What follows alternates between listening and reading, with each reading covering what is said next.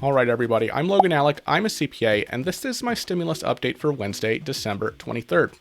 We have now gone from Nancy Pelosi being a stimulus villain to now having the opportunity to redeem herself thanks to none other than Donald Trump. Last night and this morning, Pelosi has done what she refused to do months ago. Months ago, Nancy Pelosi had the opportunity to take Mnuchin's $1.8, $1.9 trillion offer and let Congressional Republicans refuse it so they would take the stimulus fall. She did not do that last night. She is not making the same mistake twice. Last night, as you all know by this point, Donald Trump rejected the stimulus/government appropriations omnibus bill that was passed by both houses of Congress on Monday.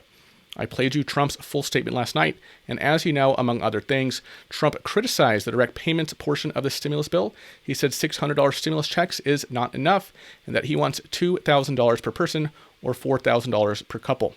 In doing so, he has delayed the stimulus check that millions of Americans were expecting next week at the earliest, delayed the extension of unemployment benefits, which expire in 3 days, the day after Christmas, and has thrown in jeopardy the eviction moratorium that ends at the end of this month. This is not partisan speak, this is just facts, so don't crucify me, please.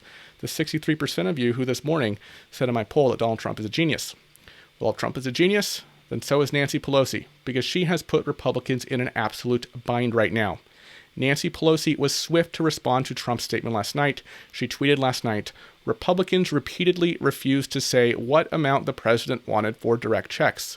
At last, the president has agreed to $2,000. Democrats are ready to bring this to the floor this week by unanimous consent. Let's do it." And this morning, Pelosi issued a statement saying, "Just when you think you have seen it all, last night, the president said that he would possibly veto the bicameral agreement negotiated between Republicans and Democrats. He said he would do so unless the economic impact payments were increased to $2,000. Note that Trump didn't actually use the V word in his recorded statement. He did not explicitly say veto. That may certainly be implied, either an actual veto or a pocket veto, but he didn't actually say it.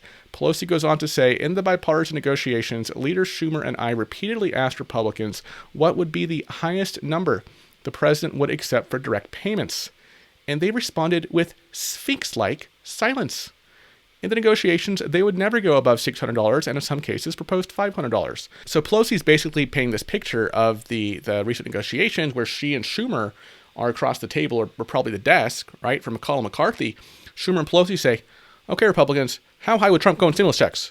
Pelosi is saying that McConnell and McCarthy would respond without a peep, with Sphinx-like silence. By the way, is that an actual phrase? Like, I've heard quiet as a mouse, but silent as a sphinx. Do people actually say that? I take it she's referring to, like, the Sphinx statues, like the Great Sphinx, obviously, not the mythical creature, which I think would probably be very loud. I'm just so interested here in why she picked Sphinx and not, quiet as a mummy or silent as a plush turtle or something. Anyway, she goes on to say, "Yesterday I said that Democrats would go to the floor and ask for unanimous consent to bring up a standalone bill to increase the payments. To do so requires the agreement of the Republican leader," that's Kevin McCarthy.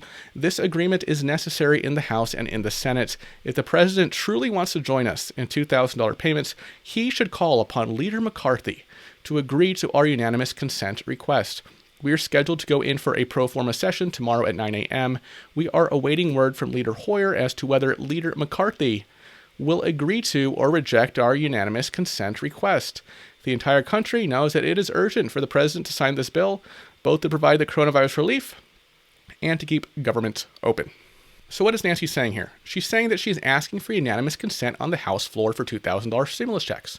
Well, for one thing, folks, she's not going to get unanimous consent, right? Even if McCarthy agrees. And she knows that. She just wants to make the Republicans look bad. What is unanimous consent? It's basically when a representative stands up in the House and asks that something be done by, unanimous consent. Everybody agreeing, everybody consenting, no other representative objecting to this request. This way, they're able to skip all the red tape that would usually be involved in getting something on the House floor. So in this case, it'd be someone saying, "Hey, let's add $2,000 stimulus checks." No one objects, and that's it as far as the House goes. But that's not going to happen, right? To seek unanimous consent on anything in the House, your request needs to be cleared by both the House Majority Leader, in this case Steny Hoyer, and the House Minority Leader, in this case Kevin McCarthy. So this is actually pretty genius on Pelosi's part. Let's say McCarthy clears it, says, okay, let's put $2,000 stimulus checks up on the House floor for unanimous consent. You know at least one Republican in the House is going to object, right? Now it makes the Republicans look like they're in disarray and not unified behind giving more assistance to the people, and it makes the Republicans look like the bad guys, especially congressional Republicans. And obviously, if McCarthy says no, that makes congressional Republicans look like the unified bad guys, and Democrats and Pelosi look like the good guys here. So that's what's going on right now. That's the latest. Nancy Pelosi has said she wants to put $2,000 stimulus checks on the House floor for unanimous consent, and she's waiting for word from the House leaders, Steny Hoyer and Kevin McCarthy, to know whether they will agree to or reject her unanimous consent request. And I got to hand it to Pelosi here, right? Her quick tweet last night and this statement this morning is genius. It really, really puts Republicans in a bind here as to how they're going to proceed. All right, folks, this is obviously a developing story. Of course, I'll do my best to keep you updated. Thank you so much for watching, and I will see you in the next video. Bye-bye.